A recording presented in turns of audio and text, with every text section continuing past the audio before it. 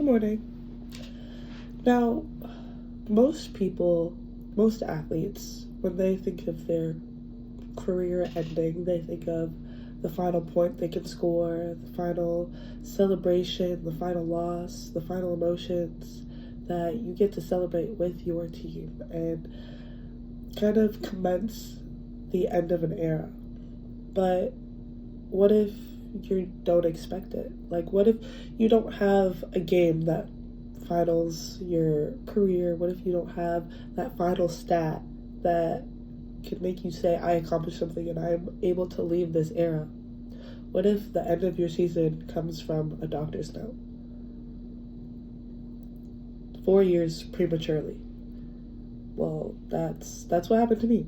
So, my name is Khalia James, and I'm going to be talking about the end of my volleyball career.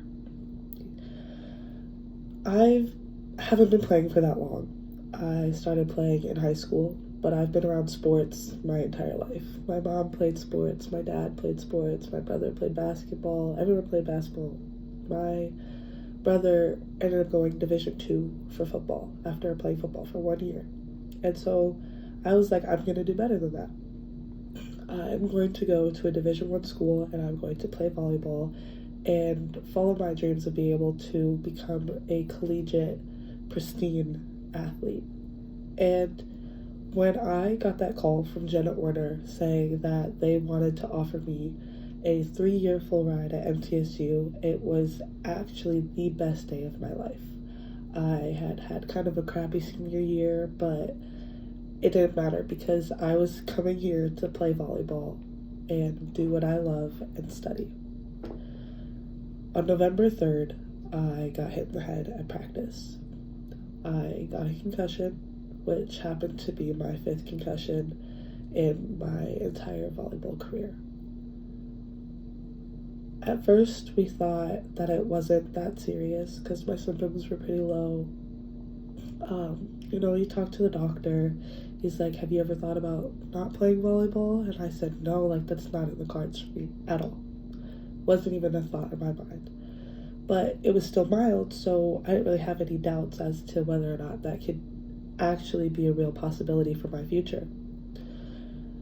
Then, about a month later, not even, about two weeks later, I had a phone call with my doctor where he was just evaluating my symptoms and seeing where I was at in my recovery.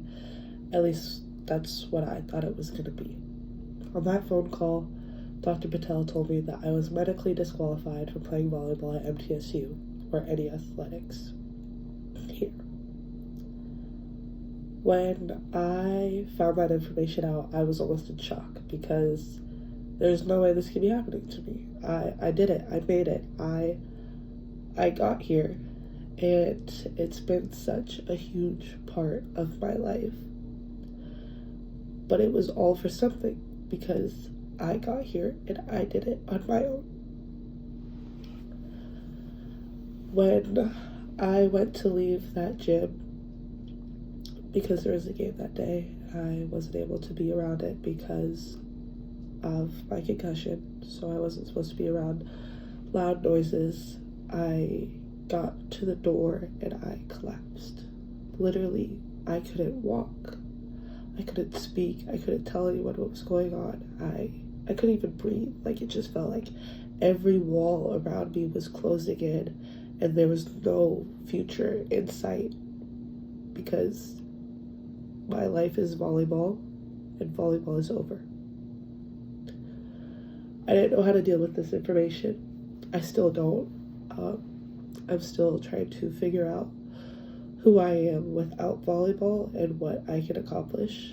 But I try to keep in mind that the Lord has a plan for me, and my calling maybe wasn't to play volleyball, but to help others to focus on my studies and be able to rehab athletes at that professional collegiate level to go back to the sport they love, like how I wasn't able to. Thank you.